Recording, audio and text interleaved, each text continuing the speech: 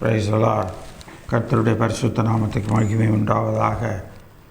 மற்றும் ஒரு ஞாயிற்றுக்கிழமையில் உங்களுக்கு கர்த்தருடைய செய்தியை கொடுக்கும்படியாக கர்த்தர் பாராட்டின கிருபைக்காக நான் கர்த்தரை ஸ்தோத்திரிக்கிறேன். இந்த வார செய்தியினுடைய தலைப்பு பலன் கொடுக்கும் தேவன். நமக்கு பலன் கொடுக்கிறவராக தேவன் இருக்கிறார். ஆக அந்த தேவன் நமக்கு நிச்சயமாக இந்த மாதத்தில், இந்த வருடத்தில், இந்த வாரத்தில் நமக்கு கொடுக்க வேண்டிய பலன்களை தேவன் கொடுக்க வல்லவராயிருக்கிறார். நாம் கண்களை மூடி ஜெபிப்போம். பிதாவே, இந்த நல்ல வேலைக்காக நன்றி செலுத்துகிறோம். இந்த அருமையான உடைய சமுத்திரம் இந்த வாரத்திலும் கூட கர்த்தாவே நாங்கள் கேட்குற செய்தியானது பலன் கொடுக்கும் தேவனுடைய செய்தி எங்களுக்கு ஆசீர்வாதமாக இருக்கும்படியாக கூட நாங்கள் ஜெபிக்கிறோம். இந்த செய்தியினுடைய நன்மைகள், இந்த செய்தியினுடைய ஆசீர்வாதங்கள் எங்களுக்கு வந்து சேர்வதாக. ஆண்டவரை கேட்குறவனுடைய பிள்ளைகள் ஒவ்வொருவரையும் நீர் ஆசீர்வதிப்பீராக. ஒவ்வொருவரையும் பேர் பேராக ஆசீர்வதியும். ஒவ்வொரு குடும்பத்தையும் ஆசீர்வதியும். இந்த குடும்பத்தில் ஒவ்வொரு நபர்களையும் ஆசீர்வதியும். இந்த செய்தி கேட்குறவனுடைய பிள்ளைகளை கர்த்தர் நீர் ஆசீர்வதித்து பெருக பண்ண வேண்டுமாய் கூட நான் ஜெபிக்கிறேன். பொறுப்படுத்திக்கொள்ளும், காத்துக்கொள்ளும், வழி நடத்தும், ஆசீர்வதியும். இயேசுவின் மூலம் பிதாவே, ஆமென். கர்த்தருடைய பரிசுத்த நாமத்துக்கு மகிமை உண்டாவதாக. பலன் கொடுக்கும் தேவன் என்ற தலைப்பில் பார்க்கிறோம். எபிரேயருக்கு எழுதின நிருபம் 11ஆம் அதிகாரம் 6ஆம் வசனம். எபிரேயர் 11:6. விசுவாசம் இல்லாமல் தேவனுக்கு பிரியமாயிருப்பது கூடாத காரியம். ஏனென்றால் தேவனிடத்தில் சேருகிறவன் அவர் உண்டென்றும் அவர் தம்மை தேடுகிறவர்களுக்கு பலன் அளிக்க வேண்டும் விசுவாசிக்க வேண்டும். அவர் தம்மை தேடுகிறவர்களுக்கு பலன் கொடுக்கிறார். யாரெல்லாம் அவரை தேடுகிறார்களோ அவர்களுக்கு பலன் கொடுக்கிறார். ஆனால் அந்த பலன் கொடுப்பதற்கு ஒரு காரியத்தை தேவன் அங்கே சொல்லுகிறதை பார்க்கிறோம். அவர் பலன் அளிக்கிறார் என்றும் விசுவாசிக்க வேண்டும். அப்போ நான் கர்த்தரை தேடுகிறேன், கர்த்தர் எனக்கு பலன் கொடுப்பார் என்று நான் விசுவாசிக்கணும். கர்த்தர் எனக்கு பலன் கொடுத்துட்டு போகிறாரு அப்படின்னு சொல்லிட்டு நான் பொறுப்பற்ற தன்மையில் நான் போகக்கூடாது. ஆனால் நான் என்ன செய்யணும்? கர்த்தரை நான் தேடினால் தேவன் எனக்கு பலன் கொடுப்பார் என்று என் இருதயத்தில் நான் விசுவாசிக்க வேண்டும். எனக்கு அருமையான தேவனுடைய பிள்ளைகளை, கர்த்தரை தேடுகிற நீங்கள், உங்களுக்கு, உங்கள் குடும்பத்தாருக்கு நிச்சயமாக பலன் கொடுக்கிறவராய் இருக்கிறார். ஆக கர்த்தரை தேடுங்கள், அவர் உங்களுக்கு பலன் கொடுக்கிறார். அவரை விசுவாசியுங்கள். மத்தேயு எழுதின சுவிசேஷம் 6ஆம் அதிகாரம் 33ஆம் வசனம். மத்தேயு 6:33. முதலாவது தேவனுடைய ராஜ்யத்தையும் நீதியையும் தேடுங்கள், அப்பொழுது இவைகளெல்லாம் உங்களுக்கு கூட கொடுக்கப்படும். ஆக தேவனுடைய ராஜ்யத்தையும் நீதியையும் தேடும் பொழுது இந்த பூமியில் உள்ள எல்லா பலன்களையும் தேவன் கொடுக்கிறவராய் இருக்கிறார். தேவன் அங்கே நமக்கு எல்லாவற்றையும் கொடுக்கிறார், கூட கொடுக்கிறார். எல்லாவற்றையும் உங்களுக்கு கூட கொடுக்கப்படும் என்று சொல்லப்பட்டுள்ளது. ஆக கர்த்தரிடத்தில் தேவனுடைய ராஜ்யம் உண்டு. அந்த தேவனுடைய ராஜ்யத்தையும் அவருடைய நீதியையும் நாம் தேடுகிறவர்களாக நாம் இருப்போமானால் கண்டிப்பாக நம்முடைய வாழ்க்கையில் நமக்கு எல்லா பலன்களையும் கர்த்தர் கைகூடி வர பண்ணுவார். இந்த இடத்துல பார்க்கிறோம், தேவனுடைய ராஜ்யத்தையும் அவருடைய நீதியையும் தேடுங்கள் என்று சொல்லி. ஆதியாகமத்தின் புஸ்தகம் 15ஆம் அதிகாரம் 1ஆம் வசனம். ஆதியாகமம் 15:1. இந்த காரியங்கள் நடந்த பின்பு கர்த்தருடைய வார்த்தை ஆபிரகாமுக்கு தரிசனத்திலே உண்டாகி, அவர், ஆபிரகாமே, நீ பயப்படாதே, நான் உனக்கு கேடகமும் உனக்கு மகா பெரிய பலனுமாய் இருக்கிறேன். ஆக யார் விசுவாசிக்கிறார்களோ, விசுவாசத்தோடு யார் தேடுகிறார்களோ அவர்களுக்கு கர்த்தர் பலன் கொடுக்கிறார். அவருடைய ராஜ்யத்தையும் அவருடைய நீதியும் தேடுகிறவர்களுக்கு அவர் பலன் கொடுக்கிறார். இங்கே பார்க்கிறோம், கர்த்தரே அந்த நபருக்கு விசுவாசிக்கிறவர்களுக்கு பலனாக அவரே எல்லாமாக இருக்கிறார். ஆக இங்கே ஆபிரகாம் கர்த்தரை விசுவாசித்தபடினாலே தேவன் சொல்லுகிறார், நான் உனக்கு மிக பலனாக இருக்கிறேன், நான் உனக்கு எல்லாவற்றிலும் பலன் கொடுக்கிற தேவன், உன்னை சுற்றிலும் உனக்கு பலன்களால் நிரப்பியிருப்பேன், நீ எதெல்லாம் செய்கிறாயோ, நீ எதெல்லாம் அனுபவிக்க நீ வேண்டுமோ அது எல்லாவற்றையும் நான் உனக்கு கூட கொடுக்கிறவராய் இருக்கிறேன் என்று கர்த்தர் சொல்லுகிறார். ஆதியாகமத்தின் புத்தகம் 26ஆம் அதிகாரம் 12ஆம் வசனம். ஆதியாகமம் 26:12. ஈசாக்கு அந்த தேசத்தில் விதை விதைத்தான். கர்த்தர் அவனை ஆசீர்வதித்ததினால் அந்த வருஷத்தில் 100 மடங்கு பலன் கொடுத்தான். ஆக எனக்கு அருமையான தேவனுடைய பிள்ளைகளை, கர்த்தர் அவனை ஆசீர்வதிக்கிறார். அவனை ஆசீர்வதித்தபடினாலே அந்த வருஷத்தில் அவன் 100 மடங்கு பலன் அடைந்தான் என்று பார்க்கிறோம்.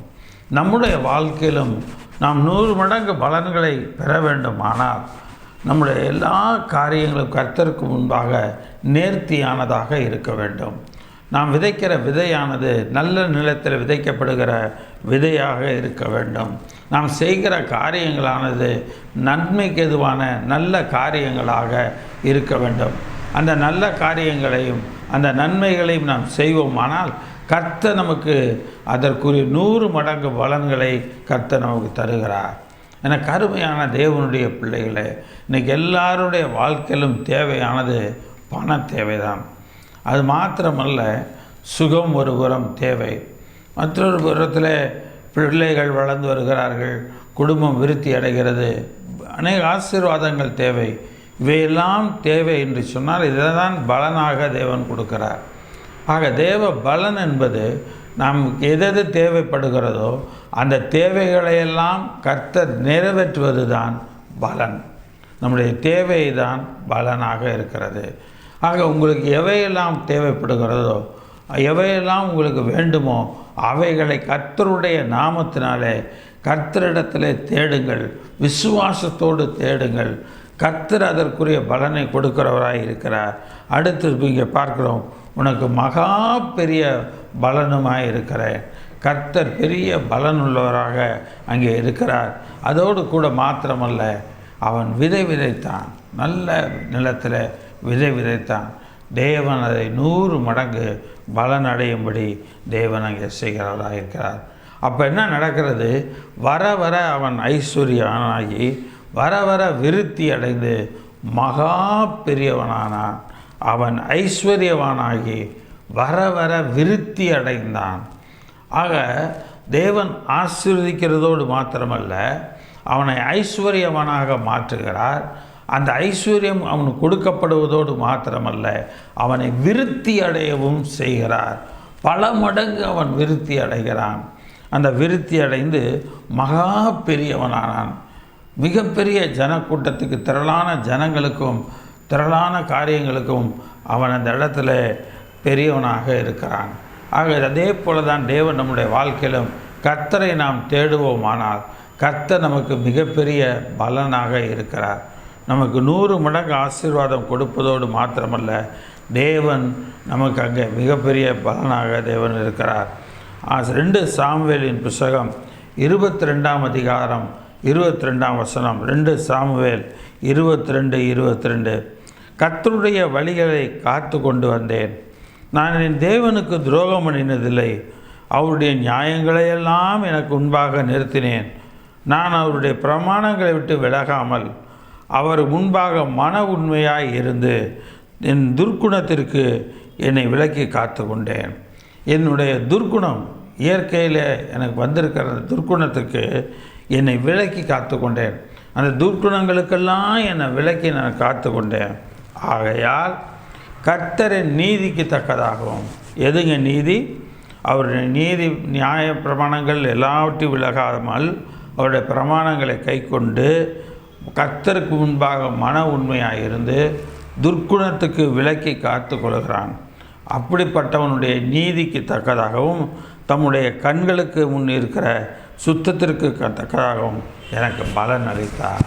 அவருடைய பார்க்கிற நம்முடைய தேவன் காண்கிற தேவனாக இருக்கிறார். ஆகவே அவர் என்ன செய்கிறார்? அவருடைய கண்களுக்கு முன் இருக்கிற சுத்தத்திற்கு தக்கதாகவும், நம்மிடத்தில் காணப்படுகிற அந்த சுத்தத்திற்கு தக்கதாகவும் நமக்கு பலனளிக்கிறவராக இருக்கிறார். நாம் அந்த பலனை பெறுகிறவர்களாக இருக்க வேண்டும். ஆக அப்படிப்பட்ட ஆசீர்வாதங்களை அவர் நமக்கு தருகிறார். ரூத்தின் புஸ்தகம் 2ஆம் அதிகாரம் 11ஆம் வசனம். ரூத் 2:11. அதற்கு போவாஸ் பிரதியுத்தரமாக, உன் புருஷன் மரணம் அடைந்த பின்பு நீ உன் மாமியாருக்கு செய்ததும், நீ உன் தகப்பனையும் உன் தாயையும் உன் ஜன்ம தேசத்தையும் விட்டு முன்னே நீ அறியாத ஜனங்களிடத்தில் வந்ததும் எல்லாம் எனக்கு விவரமாய் தெரிவிக்கப்பட்டது. உன் செய்கைக்கு தக்க பலனை கர்த்தர் உனக்கு கட்டளையிடுவாராக. அங்கே அவர் சொல்லுகிறார், போவாஸ் ரூத்தை ஆசீர்வதிக்கும் போது, உன் செய்கைக்கு தக்க பலனை கர்த்தர் உனக்கு கட்டளையிடுவாராக. அப்போ நம்ம செய்கிற செய்கைகள் நேர்த்தியானதாக இருக்குமானால் அதற்குரிய பலனை தேவன் கட்டளையிடுகிறார். உடனே அதற்குரிய பலனை கர்த்தர் அங்கே கட்டளையிடுகிறவராக இருக்கிறார். இஸ்ரவேலின் தேவனாகிய கர்த்தருடைய செட்டையின் கீழ் அடைக்கலமாய் வந்த உனக்கு அவராலே நிறைவான பலன் கிடைப்பதாக. ஆக ஒரு மனிதனுடைய வாழ்க்கையில் நிறைவான பலன் எப்பொழுது கிடைக்கிறது என்று சொன்னால், அவன் கர்த்தருடைய செட்டையின் கீழ் அடைக்கலமாய் வரும்பொழுது அவனுக்கு மிக நிறைவான பலனை கர்த்தர் கொடுக்கிறவராக இருக்கிறார். கர்த்தரை கொடுக்கிறார். ஆக செய்கைக்கு தக்க பலனை கொடுக்கிறார். அந்த செய்கைக்கு தக்க பலன் கொடுக்கிறதோடு மாத்திரமல்ல, நாம் அவருடைய செட்டையின் கீழ் அடைக்கலமாய் போகும் பொழுது அதற்குரிய பலனையும் கர்த்தர் நமக்கு செய்கிறவராக இருக்கிறார். ஏன்னா கருமையான தேவனுடைய பிள்ளைகளே, இந்த இடத்துல 5 காரியங்களை இந்த ஆதார வசனங்களாக பார்க்கிறோம். தம்மை தேடுகிறவர்களுக்கு பலன் அளிக்கிறார் என்று விசுவாசிக்க வேண்டும். அது முதல் காரியம். 2வது காரியம், தேவனுடைய ராஜ்யத்தையும் நீதியையும் தேட வேண்டும். அப்பொழுது இவைகளெல்லாம் நமக்கு கூட கொடுக்கப்படும். 3வது காரியம், கர்த்தரே பலனாக இருக்கிறார். ஆபிரகாம் வாழ்க்கையில் இருந்த தேவன் நம்முடைய வாழ்க்கையிலும் பலனாக இருக்கிறார். 4வது காரியம், கர்த்தர் ஆசீர்வதித்தபடியினால் நம்முடைய வாழ்க்கையில் நமக்கு எல்லாமே கைகளின் பிரயாசங்கள் எல்லாமே கைகளின் பிரயாசங்கள் எல்லாமே 100 மடங்கு கிடைக்கும்படி தேவன் செய்கிறார். அடுத்து பார்க்கிறோம், நம்முடைய நீதிக்கு தக்கதாகவும் நம்முடைய கண்களுக்கு முன் இருக்கிற நம் சுத்தத்துக்கு தக்கதாகவும் கர்த்தர் நமக்கு பலன் அளிக்கிறார். கடைசியாக 5வது ஆதார குறிப்பை பார்க்கிறோம், உன் செய்கைக்கு தக்க பலனை கர்த்தர் உனக்கு கட்டளையிடுவார்.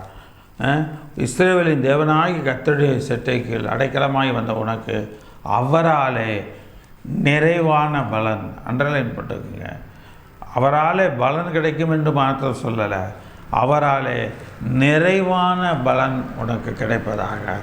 அந்த வார்த்தை ஒரு உண்மையான ஒரு ஆசீர்வாதமான ஒரு வார்த்தையாக இருக்கிறது. அந்த வார்த்தை நேர்த்தியுள்ள வார்த்தையாக இருக்கிறது. அது மிகவும் நமக்கு ஆசீர்வாதம் உள்ளதாகவும் அது இருக்கிறது என்று சொல்லி பார்க்கிறோம். கர்த்தருடைய நாமம் மகிமைப்படுவதாக. என கருமையான தேவனுடைய பிள்ளைகளே, கர்த்தர் இந்த ஆசீர்வாதங்களை எல்லாம் நமக்கு தந்து நம்மை வழி நடத்துவாராக. ஆக 3 பேர்களுக்கு தேவன் பலன் கொடுக்கிறார். 3 விதமான நபர்களுக்கு தேவன் பலன் கொடுக்கிறார். அந்த 3 நபர்களை குறித்து நாம் பார்க்க போகிறோம். முதலாவது, ஜெபம் பண்ணுகிறவர்களுக்கு கர்த்தர் பலன் கொடுக்கிறார். யாரெல்லாம் ஜெபம் பண்ணுகிறார்களோ அவர்களுக்கு தேவன் பலன் கொடுக்கிறார். மத்தேயு எழுதின சுசேஷம் 6ஆம் அதிகாரம் 5-6 வசனங்கள். மத்தேயு 6ஆம் அதிகாரம் 5-6 வசனங்கள்.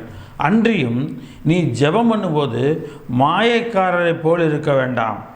மனுஷர் காணும்படி அவர்கள் ஜெப ஆலயங்களிலும் வீதிகளின் சந்திகளிலும் நின்று ஜெபம் பண்ண விரும்புகிறார்கள். அவர்கள் தங்கள் பலனை அடைந்து தீர்ந்ததென்று மெய்யாகவே உங்களுக்கு சொல்லுகிறேன். அவங்க வீதியில் நின்று ஜெபம் பண்ணுறான்.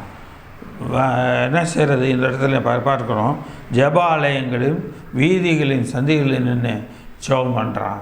அவன் ஜெபம் கேட்கப்படுன்னு அவன் நினைக்கிறான். ஆனால் அவன் என்ன நோக்கத்துக்காக அந்த இடத்துல ஜெபிக்கிறானோ அதற்குரிய பலனை அவன் அடைஞ்சு தான் போவான். அவன் அதனுடைய பலனை தேவனிடத்தில் ஜெபிக்கிறவன் அவரை கனம் பண்ணுகிறவராக, அவரை தேடி அவருடைய சமூகத்தில் போய் ஜெபம் பண்ணுகிறவர்களாக இருக்க வேண்டும். நீயோ ஜெபம் பண்ணும்போது உன் அறை வீட்டிற்குள் பிரவேசித்து உன் கதவை பூட்டி அந்தரங்கத்தில் இருக்கிற உன் பிதாவை நோக்கி ஜெபம் பண்ணு. அப்பொழுது அந்தரங்கத்தில் பார்க்கிற உன் பிதா வெளியரங்கமாய் பதிலளிப்பார், பலனளிப்பார். ஆக அந்தரங்கத்திலே நாம் ஜெபிக்க வேண்டும். ஸோ நம்ம தனிப்பட்ட முறையில் ஆண்டவருடைய சமூகத்தில் ஒரு கதவை சாத்திட்டு ஒரு இடத்துல உட்காந்து, இன்றைக்கி நிறைய வீடுகளில் தனியாக உட்காந்து ஜெபிக்க முடியாது. ஒரு சின்ன ஒரு இடம், ரூம் இருக்காது, ஆனால் அந்த ஒரு ஹாலுக்குள்ளார ஒரு இடம் இருக்கும். ஏதாவது ஒரு இடத்த தேர்ந்தெடுத்து அந்த இடத்துல உட்காந்து வழக்கமாக அந்த இடத்துல உட்காந்தபடி ஜெபம் பண்ணுங்கள். உங்களுக்கு சமயம் கிடைக்கும் போதெல்லாம் தனியாக ஜெபம் பண்ணுங்கள். நீங்கள் எப்படியெல்லாம் ஜெபம் பண்ணுறீங்களோ, என்னென்ன காரியங்களெல்லாம் உங்கள் மனசில் வாஞ்சையாக வச்சு ஜெபம் பண்ணுறீங்களோ, அதற்குரிய பலனை கர்த்தர் வெளியரங்கமாக உங்களுக்கு கொடுப்பார். வெளியரங்கமாக கத்தி ஜெபம் பண்ணுறாங்க பாருங்கள். வீதிகளில், தேவாலயத்தின் வாசலில் இங்கே நின்று, ஆண்டவரே எங்களை ஆசீர்வதி, ஆண்டவரே என்னை நன்மையை எனக்கு தாரும், எனக்கு கிருபையை தாரும் என்று சொல்லி ரோடுகளில், ஆலயத்தினுடைய வாசலில் நின்று ஜெபிக்கிறவங்களுக்கு தேவன் பலன் அளிக்கிறதே கிடையாது. அதற்குரிய பலனை அவன் அடைஞ்சிட்டு போகிறான். அந்த ஆசீர்வாதத்தை இழந்தது போவான். ஆனால் நம்ம அந்தரங்கத்தில் ஜெபம் பண்ணோம்னா தேவன் வெளியரங்கமாய் பதிலளிப்பார். வெளியரங்கமாய் ஜெபம் பண்ணுகிறவர்களுக்கு தேவன் அவன் என்ன எதிர்பார்க்குறானோ அந்த பலனை அவனே அடைஞ்சிட்டு போவான். ஒன்றும் இருக்காது, ஒன்றும் கிடைக்காது. எனக்கு அருமையான தேவனுடைய பிள்ளைகளே, நாம் அந்தரங்கத்தில் ஜெபம் பண்ணுகிறவர்களாக இருக்கிறோமா? நம்முடைய ஜெபம் அந்தரங்கத்தில் ஏறெடுக்கப்படும் பொழுது தேவன் வெளியரங்கமாய் பலன் கொடுக்கிறார். வாசிக்கலாம். யாக்கோபின் புத்தகம் 5ஆம் அதிகாரம் 13ஆம் வசனம். யாக்கோபு 5:13. உங்களில் ஒருவன் துன்பப்பட்டால் ஜெபம் பண்ண கடவன். முதலாவது காரியம், உங்களில் ஒருவன் துன்பப்பட்டால் அவன் ஜெபம் பண்ண கடவன். ஒருவன் மகிழ்ச்சியாக இருந்தால் அவன் சங்கீதம் பாட கடவன் என்று சொல்லி பார்க்குறோம். முதல்ல ஒருத்தன் துன்பப்பட்டான்னு சொன்னான், அவன் ஜெபம் பண்ணட்டும். ஒருவன் மகிழ்ச்சியாக இருந்தால் சங்கீதம் பாட கடவன். உங்களில் ஒருவன் வியாதிப்பட்டால் அவன் சபையின் மூப்பர்களை வரவழைப்பானாக. அவர்கள் கர்த்தருடைய நாமத்தினாலே அவனுக்கு எண்ணெய் பூசி அவனுக்காக ஜெபம் பண்ண கடவர்கள். ஒருத்தன் வியாதிப்பட்டான்னு சொன்னான், அவன் சபையின் மூப்பர்களை வரவழைப்பானாக. அவர்கள் கர்த்தருடைய நாமத்தினாலே அவனுக்கு எண்ணெய் பூசி அவனுக்காக ஜெபம் பண்ண கடவர்கள். அப்பொழுது விசுவாசமுள்ள ஜெபம் பிணியாளியை ரட்சிக்கும். ஆக இங்கே பார்க்கிறோம், துன்பப்பட்டா ஜெபம், வியாதிப்பட்டா ஜெபம், அடுத்து விசுவாசமுள்ள ஜெபம். அந்த எந்த சூழ்நிலையில் எதுக்காக ஜெபம் பண்ணுறோமோ அந்த ஜெபம் விசுவாசத்தோடு ஜெபம் இருக்குமானா அது பிணியாளியை ரட்சிக்கும். கர்த்தர் அவனை எழுப்புவார். எத்தனையோ வியாதியஸ்தர்களை ஆண்டவர் சுகமாக்கினதை பார்க்குறோம். 38 வருஷமாக வியாதியாக இருந்தவர் சுகமாக்குறாரு. பேதுரு வீட்டுக்கு போகிறாரு. பேதுரோட மாமி ஜுரத்தில் படுத்து கிடக்கிறா. அவளை கையை பிடிச்சி தூக்கி விட்றாரு. அவள் எந்திரிக்கிறா வியாதியிலேருந்து. எவரு மகள் வியாதியில் மறித்து போயிருக்கிறா, அவளை எழுப்புறாரு. முழுதுமாக எழுப்புறார். அதுபோல் இங்கேயும் பார்க்குறோம், விசுவாசம் உள்ள ஜெபம் பிணியாளியை ரட்சிப்பதோடு மாத்திரமல்ல, அவனுடைய படுக்கையே மாற்றி போடுகிறது. அவன் படுத்து நன்றாக அவன் எழுந்து தன் வேலைகளை, தன் காரியங்களை செய்யும்படிக்கு தேவன் அவனுக்கு கொடுக்கிறார். ஆக அவன் பாவம் செய்தானால் அது அவனுக்கு மன்னிக்கப்படும். ஆக ஒரு பிணி பாவத்தினால் வந்தால் அந்த பாவம் மன்னிக்கப்படும். அந்த பாவம் மன்னிக்கப்படும் போது அந்த வியாதி அவனை விட்டு நீங்குது. எனக்கு அருமையான தேவனுடைய பிள்ளைகளே, விசுவாசம் உள்ள ஜெபம் பிணியாளியை ரட்சிக்கும். கர்த்தர் அவனை அனுப்புவார். அவன் பாவம் செய்வதானால் அது அவனுக்கு மன்னிக்கப்படும்.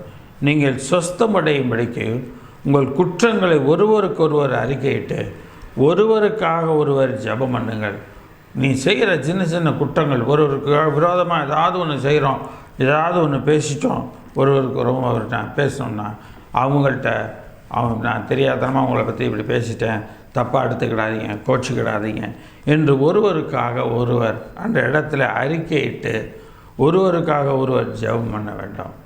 ஆண்டவரே, நான் உங்களை பற்றி தெரியாமல் பேசிட்டேன், அவங்கள நீர் ஆசீர்வதியும்பா, அவங்கள நீர் உயர்த்தும் ஆண்டவரே, கர்த்தர் நீர் மேன்மைப்படுத்துவீராக, கர்த்தர் நீர் ஆசீர்வதிப்பீராக, ஆண்டவரே நீர் நிறைவான பலனை கொடுப்பீராக, நன்மையாக என்று ஜெபம் பண்ணும்போது தேவன் ஜெபத்தை கேட்கிறவராக இருக்கிறார்.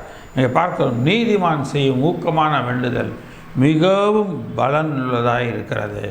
ஆக நீதிமான் செய்யக்கூடிய ஊக்கமான வேண்டுதல் மிகவும் பலனுள்ளதாக இருக்கிறது. ஆக நாம் நீதிமானாக இருந்து ஜெபம் பண்ணுகிறவர்களாக இருப்போமானால் நம்முடைய ஜெபம் பலனுள்ள ஜெபமாக இருக்கும். எலியா என்பவன் நம்மை போல பாடுள்ள மனுஷனாக இருந்தும் மழை பெய்யாதபடிக்கு கருத்தாய் ஜெபம் பண்ணினான். ஆக துன்பப்பட்ட ஜெபம், வியாதிப்பட்ட ஜெபம், விசுவாசம் உள்ள ஜெபம், பாவங்களை மன்னிக்கிற ஜெபம், அடுத்தது குற்றங்களை மன்னிக்கிற ஜெபம், அடுத்து பார்க்குறோம் கருத்தாய் ஜெபம் பண்ணினான். ஏனோ தானோன்னு ஜெபம் பண்ணலை, கருத்தாக ஜெபம் பண்ணினான். என்ன ஜெபிக்கணுமோ, எந்த காரியத்துக்கு ஜெபம் பண்ணணுமோ அந்த காரியத்துக்கு மாத்திரம் அவன் ஜெபம் பண்ணினான். அப்படி அவன் கருத்தாக ஜெபம் பண்ணனால தான் 3 வருடமும் 6 மாதமும் பூமியின் மேல் மழை பெய்யவே கிடையாது. மறுபடியும் அவன் அதே போல் கருத்தாய் ஜெபம் பண்ணுகிறான். அப்பொழுது தேவன் அவனுக்கு ஆசீர்வாதத்தை கொடுக்கிறார். எனக்கு அருமையான தேவனுடைய பிள்ளைகளே, ஜெபம் பண்ணுகிறவர்களுக்கு தேவன் பலன் கொடுக்கிறார் என்று பார்க்கிறோம். 1 பேதுருவின் புஸ்தகம் 4ஆம் அதிகாரம் 7ஆம் வசனம். 1 பேதுரு 4:7. எல்லாவற்றிற்கும் முடிவு சமீபமாயிற்று. ஆகையால் தெளிந்த புத்தி உள்ளவர்களாக இருந்து ஜெபம் பண்ணுவதற்கு ஜாக்கிரதை உள்ளவர்களாக இருங்கள். எல்லாவற்றுக்கும் முடிவு சமீபமாயிற்று. உங்கள் வாழ்க்கையில் நீங்கள் படுற கஷ்டம், கவலை, வேதனை, மன புழுக்கம், இருக்கிற ஒரு உளைச்சல், எல்லாவற்றுக்கும் ஒரு முடிவு சமீபமாக இருக்குது. கவலையப்படாதீங்க. ஆகையால் தெளிந்த புத்தி உள்ளவர்களாக இருந்து ஜெபம் பண்ணுவதற்கு ஜாக்கிரதையாக இருங்கள் என்று சொல்லி பார்க்கிறோம். 1 பேதுருவின் புஸ்தகம் 3ஆம் அதிகாரம் 7ஆம் வசனம். 1 பேதுரு 3:7.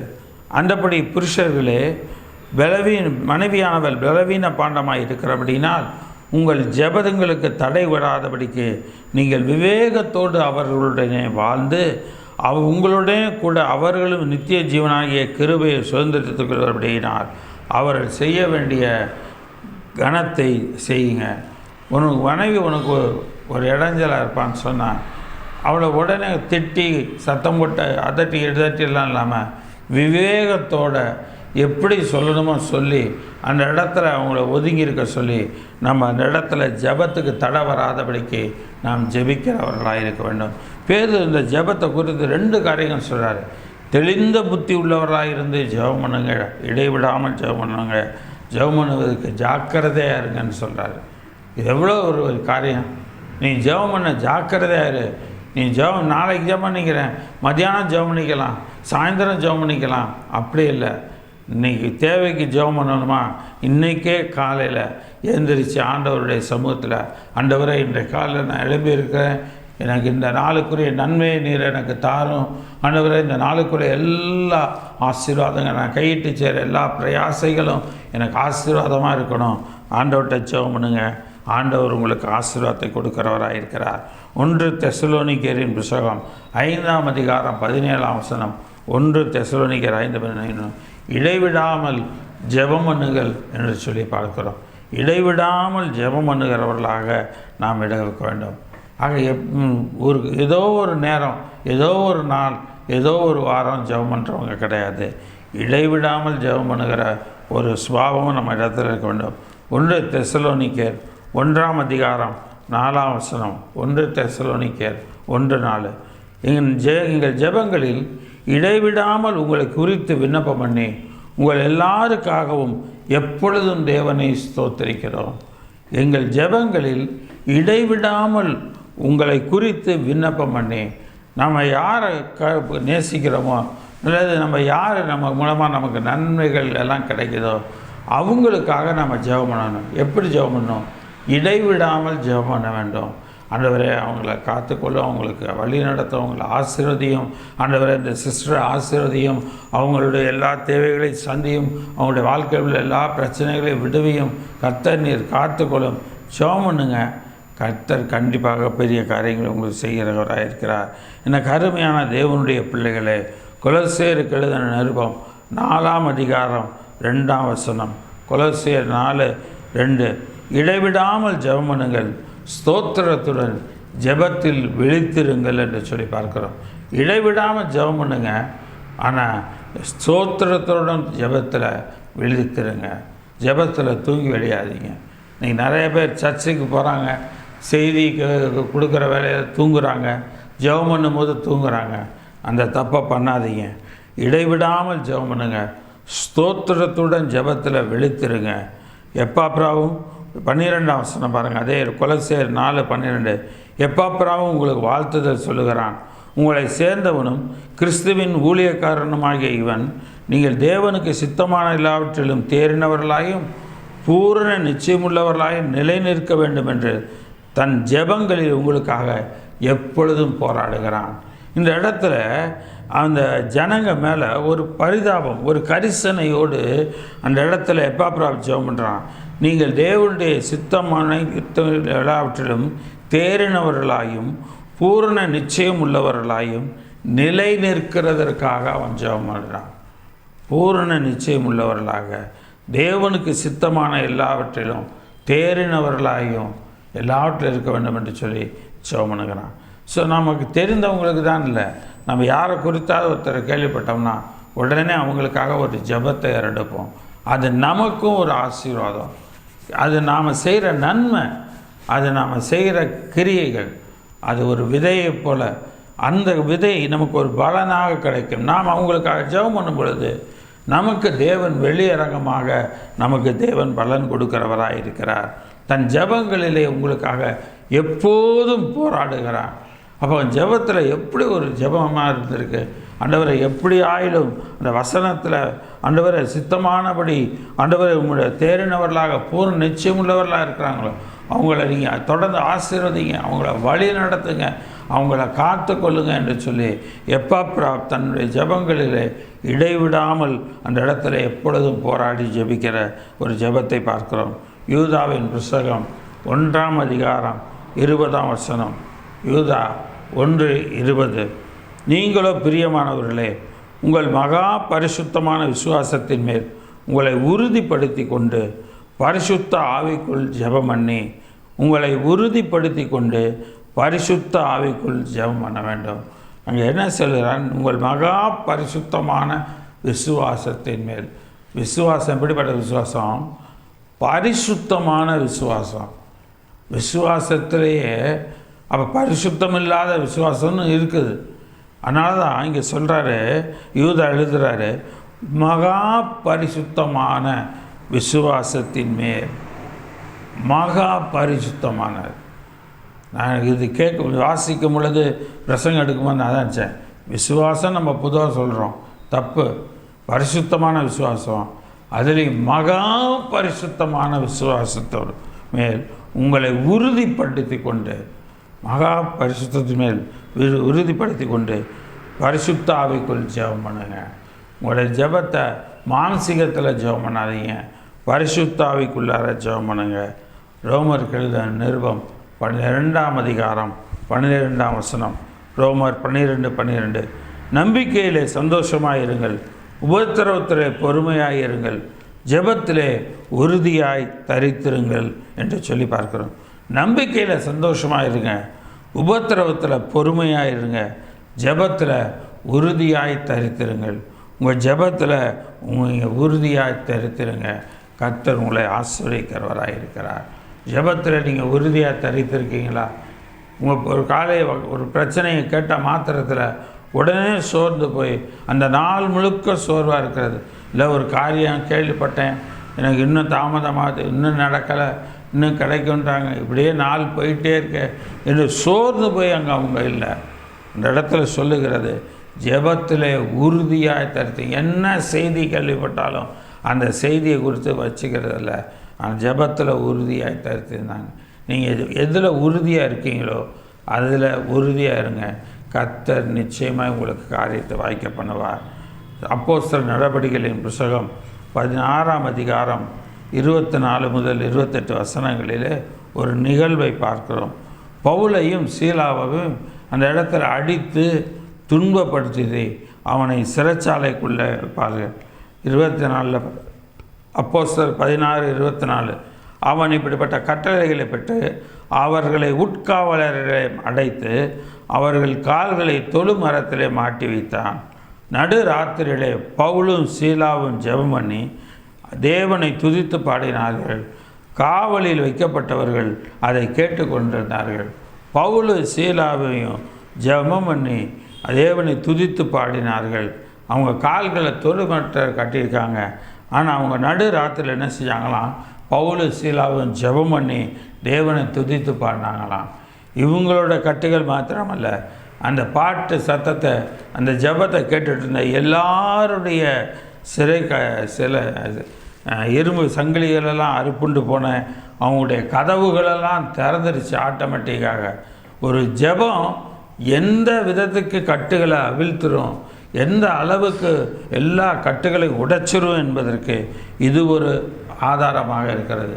பவுல் சீலாவுடைய ஜெபம் சிறைச்சாலை கதவுகள், பூட்டப்பட்ட கதவுகளை திறவுண்டு செய்தது. அந்த இடத்துல தான் சரிதிலே சிறைச்சாலையின் அதிஸ்திபாரங்களை செய்யும்படியாக பூமி மிகவும் அதிர்ந்தது. உடனே கதவுகளெல்லாம் திறவுண்டது. எல்லாருடைய கட்டுகளும் கலன்று போயிடுச்சு. எல்லாரையும் எது சங்கிலியில் கட்டியிருந்தாங்களோ அந்த கட்டெல்லாம் கலன்று போயிடுச்சு. சிறைச்சாலைக்காரன் நித்திரை தெளிந்து சிறைச்சாலையின் கதவுகள் திறந்திருக்கிற கண்டு கட்டுண்டவர்கள் ஓடிப்போனார்கள். என்னை பட்டயத்தை எடுத்து தனக்குத்தானே குத்தி கொண்டு தற்கொலை பண்ணிக்க போனான். பவுல் சீலம் சொல்கிறான், நீ பயப்படாத, உனக்கு ஒன்று கெடுதி நீ செஞ்சுக்கிறாத, நாங்கள் உள்ளே தான் இருக்கிறோம், யாரும் தப்பி போல. சொல்லுப்பா, யோசிச்சு பாருங்களேன். சிறைச்சாலைக்குள்ளார திருடனும் இருப்பான், பொய் சொன்னதுக்காக தண்டனை வாங்கினவன், ராஜா விரோதம் முறுமுறுத்ததுக்காக தண்டனை வாங்கினவன், பல குற்றங்கள் செய்தவங்க அந்த சிறை ஜெயிலில் இருக்கிறாங்க. அந்த இடத்துல பவுல் சீலாவும் ஒரு ஜெயிலில் இருக்கிறாங்க. சங்கிலிகள் கட்டப்பட்டு கதவு பூட்டப்பட்டு இருக்கிறாங்க. ஆனால் பவுல் சீலாவும் ஜெபம் பண்ணுறாங்க, கருத்தாக பாடுற ஜெபம் பண்ணுறாங்க. இந்த ஜெபத்தை யாரெல்லாம் அந்த சிறைச்சாலை கூடத்தில் இருக்கிற ஒவ்வொரு அறையில் இருக்கிறவங்கெல்லாம் கேட்டாங்களோ, யாரெல்லாம் ஜெபத்தையும் பாட்டையும் கேட்டாங்களோ, அவங்க அத்தனை பேருடைய சிறை கதவுகளும் கட்டுகளும் கலன்று போச்சு. உங்களுடைய வாழ்க்கையிலையும் நான் சொல்கிறேன், பாடல் கேட்குறது பெருசில்லை, அந்த பாடலை சேர்ந்து பாடுங்க. எனக்கு அருமையான தேவனுடைய பிள்ளைகளை, பவுலும் சீலாவும் துதித்து பாடினார்கள். அவர்கள் எல்லாருடைய கட்டுகள் அறந்து போயிடுச்சு. அந்த பாட்டை சத்தத்தை கேட்டவங்க ஜெபிச்சவங்களுடைய கட்டுகளும் அறுப்புண்டு போச்சு. சிறைச்சாலை கதவுகளெல்லாம் திறவுண்டு கிடந்தது. அதே போல் உங்களுடைய வாழ்க்கையில் கட்டப்பட்டிருக்கிற நிறைய ஆசீர்வாதங்கள் கட்டு அவிழ்க்கப்படும். பூட்டப்பட்டிருக்கிற நிறைய வாசல்கள் திறக்கப்படும். கர்த்தர் உங்களுடைய காரியங்களை செய்ய வல்லவராயிருக்கிறார். தானியேல் தீர்க்கதரிசியின் புத்தகம் 9ஆம் அதிகாரம் 3ஆம் 4ஆம் வசனம். தானியேல் 9ஆம் அதிகாரம் 3-4 வசனங்கள். நான் உபவாசம் பண்ணி ரெட்டிலும் சாம்பலிலும் உட்கார்ந்து எங்கள் தேவனாகிய ஆண்டவரை ஜெபத்தினாலும் விண்ணப்பத்தங்களினாலும் தேட என் முகத்தை அவருக்கு நேராக்கி என் தேவனாகிய கர்த்தரை நோக்கி ஜெபம் பண்ணி பாவ அறிக்கை செய்து. அந்த இடத்துல பார்க்குறோம், தேவனாகிய ஆண்டவரை ஜெபத்தினாலும் விண்ணப்பங்களினாலும் தேட என் முகத்தை அவருக்கு நேராக்கினேன். கர்த்தருக்கு நேராக நம்முடைய முகத்தை ஏறெடுத்து ஜெபிக்கணும். ஏதோ இப்படியே கவிழ்ந்து ஜெபம் பண்ணுறோன்றதில்லை, கண்களை ஏறெடுத்து. தேவன் பரத்தில் இருக்கிறார், கண்களை பரத்துக்கு நேராக ஏறெடுத்து ஜெபம் பண்ணுவோம். அப்படி ஜெபம் பண்ணும் பொழுது தேவன் அந்த ஜெபத்தை கேட்குறவராக இருக்கிறார். என் தேவனாகிய கர்த்தரை நோக்கி ஜெபம் பண்ணி பாவ அறிக்கை செய்து ஜெபம் பண்ணணும். அப்படி ஜெபம் பண்ணும்போது கர்த்தர் அந்த ஜெபத்தை கேட்டு பதில் கொடுக்குறவராக இருக்கிறாருங்க. இந்த தானியேலுக்கு அந்த வார்த்தை வந்துச்சு, நீ மிகவும் பிரியமானவன், நீ வேண்டிக்கொள்ள தொடங்கின போதே உனக்கு கட்டளை வெளிப்பட்டது என்று சொல்லி கர்த்தருடைய தூதன் வந்து சொல்லுவான். அதுபோல் உங்களுடைய வாழ்க்கையிலும் உங்களுடைய எல்லா கட்டுகளும் சரி, உங்களுடைய எல்லா பிரச்சனைகளும் சரி, ஒன்றும் இல்லாமல் போயிடும். எல்லாவற்றையும் கர்த்தர் நீக்கி போடுவார். ஏன் தெரியுமா? உங்களுடைய ஜெபத்தை கர்த்தர் பிரியமாக இருக்கிறார். நீதிமொழிகளின் புத்தகம் 15ஆம் அதிகாரம் 8ஆம் வசனம். நீதிமொழிகள் 15:8. துன்மார்க்கருடைய பலி கர்த்தருக்கு அருவருப்பானது, செம்மையானவர்களின் ஜெபமோ கர்த்தருக்கு பிரியம். நாம் செம்மையானவர்களாக இருந்தோமானால் நம்முடைய ஜெபம் கர்த்தருக்கு பிரியமுள்ளதாக இருக்கும். ஆக முதலாவது சொல்லப்பட்ட எல்லா காரியங்களின்படியும் நாம் கேட்டு அந்த வசனத்தின்படி நாம் ஆண்டவரிடத்தில் மனம் திரும்பி நாம் தேவனை நோக்கி நாம் ஜெபம் பண்ணும் பொழுது தேவன் நம்முடைய ஜெபத்தை கேட்கிறார். அதே நீதிமொழிகள் 15:29 நீதிமான்களின் ஜெபத்தையோ கர்த்தர் கேட்கிறார் என்று சொல்லி பார்க்கிறோம். நீதிமான்களின் ஜெபத்தையோ கர்த்தர் கேட்கிறார். சங்கீதத்தின் புஸ்தகம் 102 அதிகாரம் 16 சங்கீதம் 102:16 திக்கற்றவருடைய ஜெபத்தை அலட்சியம் பண்ணாமல் அவர்கள் விண்ணப்பத்தை அங்கீகரிப்பார். திக்கற்றவருடைய ஜெபத்தை அலட்சியம் பண்ணாமல் அவர்கள் விண்ணப்பத்தை அங்கீகரிப்பார். திக்கற்றவங்களுடைய ஜெபத்தெல்லாம் அவர் அலட்சியம் பண்ண மாட்டார். நீங்கள் நினைக்காதீங்க என்னென்ன பதில் வரல, ஆண்டவர் நம்முடைய ஜெபத்தை கேட்கலையோ, ஆண்டவர் நம்மளை கைவிட்டாரோ, நினைக்காதீங்க. கர்த்தர் உங்கள் ஜெபத்துக்கு பதிலை தருவார். கண்டிப்பாக உங்கள் ஜெபத்துக்கு நிறைவுள்ள பலனாகிய கர்த்தர் தருகிறவராக இருக்கிறார். சங்கீதத்தின் புஸ்தகம் 65 அதிகாரம் 2 சங்கீதம் 65:2 என்ன ஜெபத்தை கேட்கிறவரே மாம்சமான யாவரும் உம்மிடத்தில் வருவார்கள் என்று சொல்லி பார்க்கிறோம். ஜெபத்தை கேட்கிறவரே மாம்சமான யாவரும் உம்மிடத்தில் வருவார்கள். ஆக நம்முடைய ஆண்டவர் ஜெபத்தை கேட்கிறவராக இருக்கிறார். அந்த தேவனிடத்தில் நாம் ஜெபிப்போம், கர்த்தர் பெரிய காரியங்களை செய்வார். இரண்டாவது ஒரு கூட்டம் இருக்கிறது. தர்மம் செய்யும்போது தேவன் பலன் கொடுக்கிறவராக இருக்கிறார். ஜெபம் பண்ணுறவங்களுக்கு பலன் கொடுக்கிறார். தர்மம் செய்யும்போது அந்த பலனை கர்த்தர் கொடுக்கிறார். மத்தேயு எழுதின சுவிசேஷம் 6 அதிகாரம் 2 4 வரைக்கும். மத்தேயு 6:2-4 ஆகையால் நீ தர்மம் செய்யும்போது மனுஷரால் புகழப்படுவதற்கு மாயக்காரர் ஆலயங்களிலும் வீதிகளிலும் செய்வது போல உனக்கு முன்பாக தாரை ஊதுவியாதே. அவர்கள் தங்கள் பலனை அடைந்து தீர்ந்தது என்று மெய்யாகவே உனக்கு சொல்லுகிறேன். நீயோ தர்மம் செய்யும்போது மனுஷன் புகழணுன்றதுக்காக 10 பேர் பார்க்க நீ என்ன செய்யாத, நான் இத்தனை பேருக்கு நான் வேட்டி சட்டை எடுத்து கொடுத்தேன், இத்தனை பேருக்கு நான் படிக்க உதவி செய்து கொடுத்தேன், இத்தனை பேருக்கு செய்து கொடுத்தேன், தாரை ஊதுவியாதே. அது செஞ்சாங்கன்னா அதற்குரிய பலனை அவன் அடைஞ்சு தீர்ந்தான். 3-4 நீயோ தர்மம் செய்யும்போது உன் தர்மம் அந்தரங்கமாக இருப்பதற்கு உன் வலதுகை செய்வதை உன் இடதுகை என்ன செய்யக்கூடாதான் அறியாது இருக்க கடவுது. இந்த கையில் யாருக்கா உதவி செஞ்சோம்னா இந்த கை அறியாது இருக்க கடவுள். அப்போ ஒரு மனுஷன் கைகள்லேயே அவன் வலதுகை செய்கிறது இடது கை தெரியக்கூடாதுன்னும் போது நாம் செய்கிற அந்த தர்மம் மற்றவங்களுக்கு தெரியணுன்ற அவசியம் கிடையாது. மற்றவங்களுக்கு தெரிந்து எல்லாம் நடக்கணும்னு அவசியம் கிடையாது. கர்த்தர் நம்மை ஆசீர்வதிக்கிறவராக இருக்கிறார். இங்கே பார்க்கிறோம், அப்பொழுது அந்தரங்கத்தில் பார்க்கிற உன் பிதா உண்டாமே உனக்கு வெளியரங்கமாய் பலன் அளிப்பார். அப்பொழுது அந்தரங்கத்தில் பார்க்கிற உன் பிதாதாமே உனக்கு வெளியரங்கமாய் பலன் அளிக்கிறவராக இருக்கிறார். எனக்கு அருமையான தேவனுடைய பிள்ளைகளே, எபிரேயருக்கு எழுதின நிருபம் 13 அதிகாரம் 15-16 வாசிக்கிறோம்.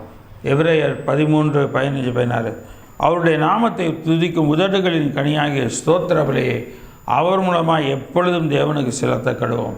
அன்றையும் நன்மை செய்யவும் தான தர்மம் பண்ணவும் மறவாதிருங்கள். அன்றையும் நன்மை செய்யவும் தான தர்மம் பண்ணவும் மறவாதிருங்கள். இப்படிப்பட்ட பலிகளின் மேல் தேவன் பிரியமாய் இருக்கிறார். நன்மை செய்ய தான தர்மம் பண்ண மறக்காதீங்க. இப்படிப்பட்ட பலிகளின் மேல் தேவன் பிரியமாக இருக்கிறார். இப்படிப்பட்ட பலி என்னவோ அதன் மேலே தேவன் பிரியமாக இருக்கிறார். அப்போஸ்தலர் நடபடிகளின் புஸ்தகம் 10 அதிகாரம் 1-4 பார்க்கிறோம். அப்போஸ்தலர் 10:1-4 இத்தாலியா பட்டாளம் எனப்பட்ட பட்டாளத்தில் 100க்கு அதிபதியாகிய கொர்நேலியு என்னும் ஒரு பெயர் கொண்ட ஒரு மனுஷன் செசரியா பட்டணத்திலே இருந்தான்.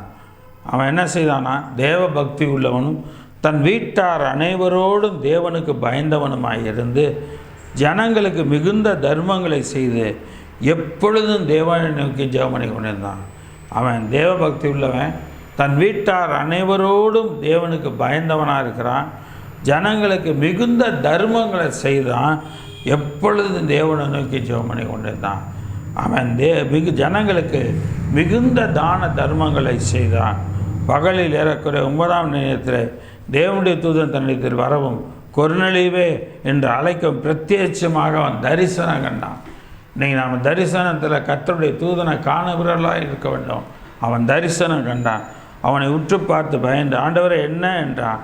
அதற்கு அவன், உன் ஜெபங்களும் உன் தர்மங்களும் தேவனுக்கு நினைப்பூட்டுதலாக அவர் சந்நிதியில் வந்தெட்டி இருக்கிறது. உன் ஜெபமும் உன் தர்மமும் தேவனுக்கு நினைப்பூட்டுதலாக அவர் சமூகத்தில் வந்திருக்கிறது, அவர் சந்நிதியில் வந்து எட்டி இருக்கிறது. அப்போ நம்ம தர்மம் செஞ்சோம்னா, வலதுகை செய்கிறது இடதுகைக்கு தெரியாதபடிக்கு நம்ம செஞ்சோம்னா, அந்த தர்மத்தின் பலன்களை தேவ சன்னிதானத்தில் போய் எட்டும்.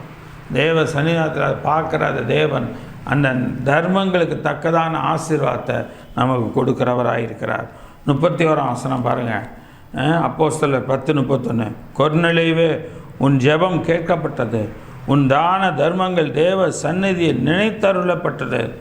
கொர்நேலியு, உன் ஜெபம் கேட்கப்பட்டிருக்குப்பா, உன் தான தர்மங்கள் என்ன செய்யப்பட்டது? தேவ சந்நிதியில் அந்த இடத்துல நினைத்தருளப்பட்டது. ஆக கொர்நேலியு தான தர்மம் செய்கிறவராக இருந்தார். அவருடைய காரியங்கள் எல்லாம் அந்த எல்லாருக்கும் கேட்கப்பட்டதாக இருந்தது. எனக்கு அருமையான தேவனுடைய பிள்ளைகளை, அதே போல் நாமும் தான தர்மம் செய்கிறவர்களாக இருப்போம்.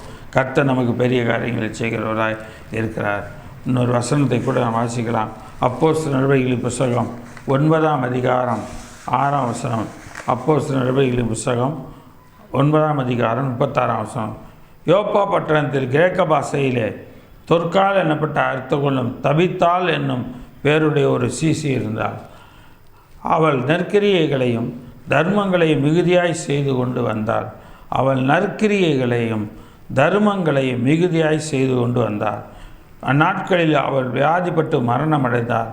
அவளை குளிப்பாட்டி மேல் வீட்டில் கிடத்திக்கிறாங்க. அந்த இடத்துல தபித்தால, தொற்கால் என்னும் தபித்தால அந்த இடத்துல சீசி, அவர் ஒரு சீஷர். அவள் என்ன செய்தா? நற்கிரியைகளின் தர்மங்களையும் மிகுதியாய் செய்து கொண்டு வந்தாளாம்.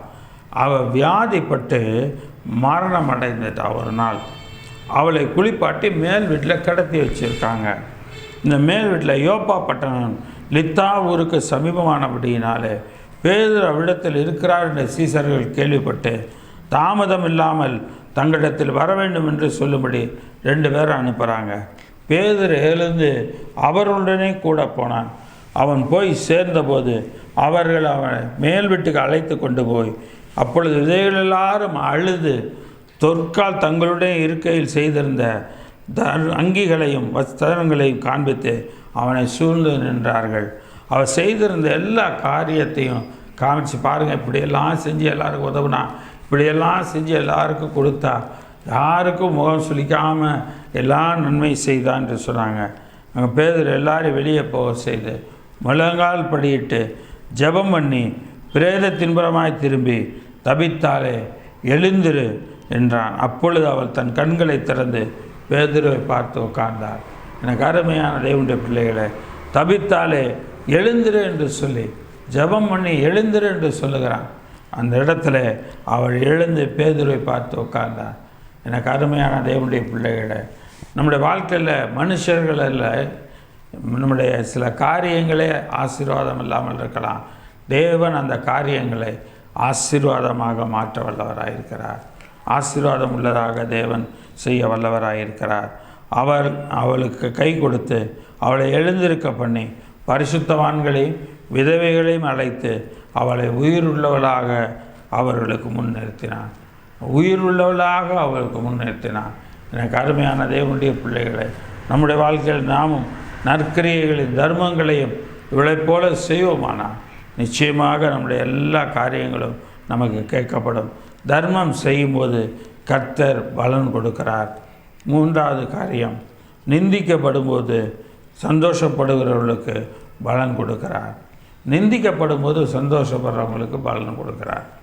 முதலாவது ஜெபம் பண்ணுகிறவர்களுக்கு பலன் கொடுக்கிறார். 2வது தர்மம் பண்ணுறவங்களுக்கு பலன் கொடுக்கிறார். 3வது காரியம், நிந்திக்கப்படும் போது சந்தோஷப்படுகிறவர்களுக்கு பலன் கொடுக்கிறார். மத்தேயு எழுதின சுவிசேஷம் 5ஆம் அதிகாரம் 11-12 வசனங்கள். மத்தேயு 5:11-12. என் நிமித்தம் உங்களை நிந்தித்து துன்பப்படுத்தி பலவிதமான தீமையான மொழிகளை உங்கள் பேரில் பொய்யாய் சொல்லார்களானால் பாக்கியவான்களாய் இருப்பீர்கள். சந்தோஷப்பட்டு கலிகூறுங்கள், பரலோகத்தில் உங்கள் பலன் மிகுதியாக இருக்கும். உங்கள் பேரில் உங்களை நிந்தித்து துன்பப்படுத்தி பலவிதமான தீமையான மொழிகளை அசிங்கமாக நம்மளை பற்றியெல்லாம் பேசுகிறாங்களா, அவனை கவலைப்படாதீங்க, பாக்கியவான்களாக இருப்பீங்க. ஏன் தெரியுமாண்ணா? சந்தோஷப்பட்டு களி கூறுங்க, பரலோகத்தில் உங்கள் பலன் மிகுதியாக இருக்கும். இந்த பூவுலகத்தில் நீங்கள் நன்மை செஞ்சாலும் உங்களை நிந்தித்து உங்களை தூஷணம் பண்ணி யார் யார் என்ன பண்ணுறாங்களோ தேவன் அவர்கள் எல்லாருக்குரிய பலனையும் பரலோகத்தில் தேவன் பலனை நிறைவாக்குகிறார். நமக்கு தேவன் அப்படிப்பட்ட ஆசீர்வாதத்தை கொடுக்கிறார். சங்கீதம் 39:8, சங்கீதம் 39:8, என் மீறுதல்கள் எல்லாவற்றிலும் இருந்து என்னை விடுதலை ஆக்கும், என்னை மூடனுடைய நிந்தைக்கு என்னை ஒப்புக்கொடாதே.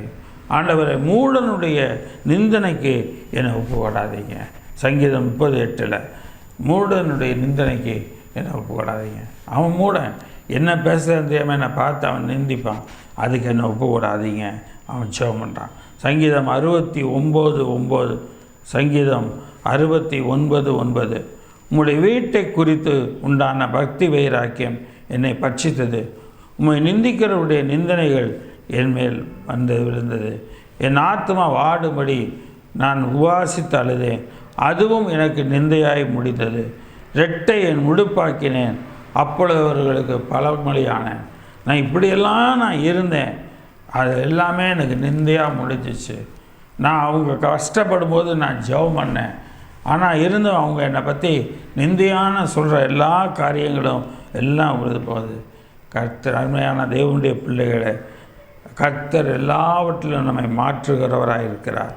நிந்திக்கிறவங்களுடைய நிந்தனைகள் உங்கள் மேலே யாராவது பொய்யா பேசுகிறாங்களா, உங்கள் மேலே குறித்து யாராவது தவறாக பேசுகிறாங்களா, கவலைப்படாதீங்க. நீங்கள் பாக்கியவான்களாக இருப்பீங்க. அதற்குரிய பலனை உங்களுக்கு கர்த்தர் கொடுக்குறார்.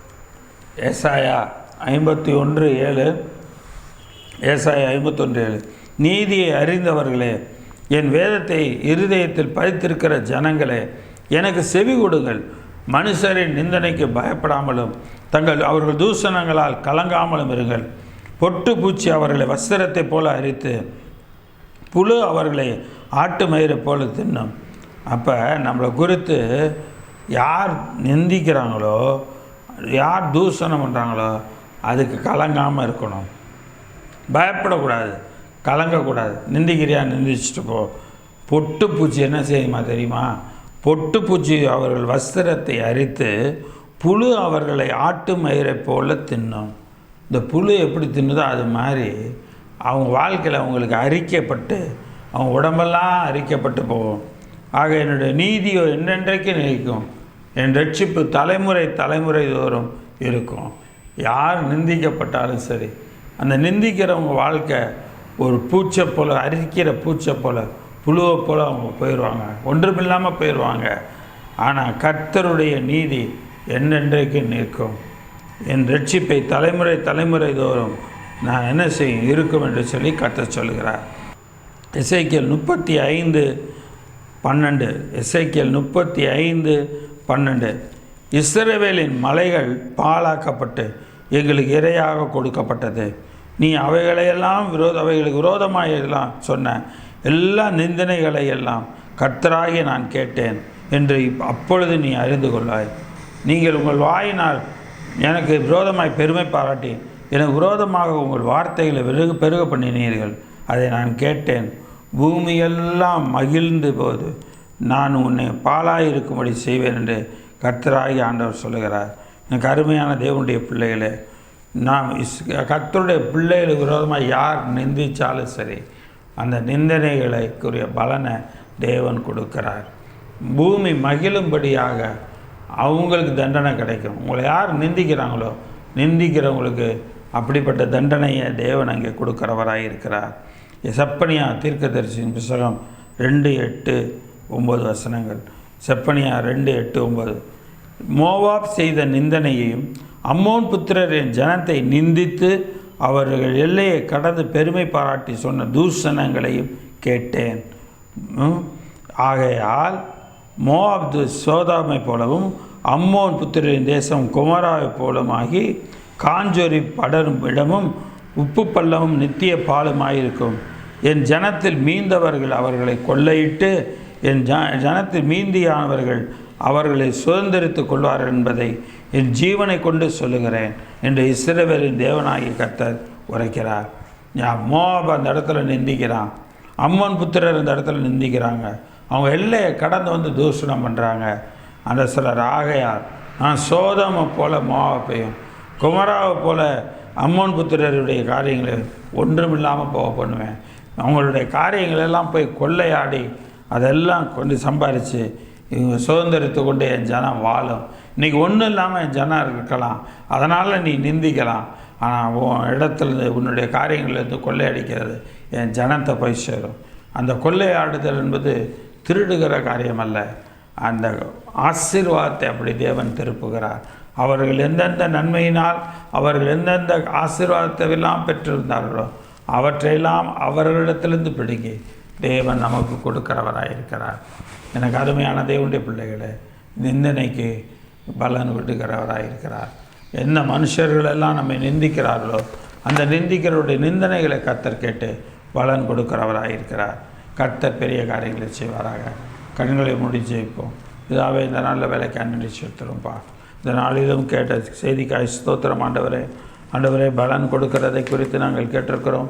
ஆண்டவரே ஸ்தோத்திரமா, ஜெபம் பண்ணுகிறவர்களுக்கு பலன் கொடுக்கிற தேவனாக இருக்கிறீர், உமக்கு ஸ்தோத்திரம் ஆண்டவரே.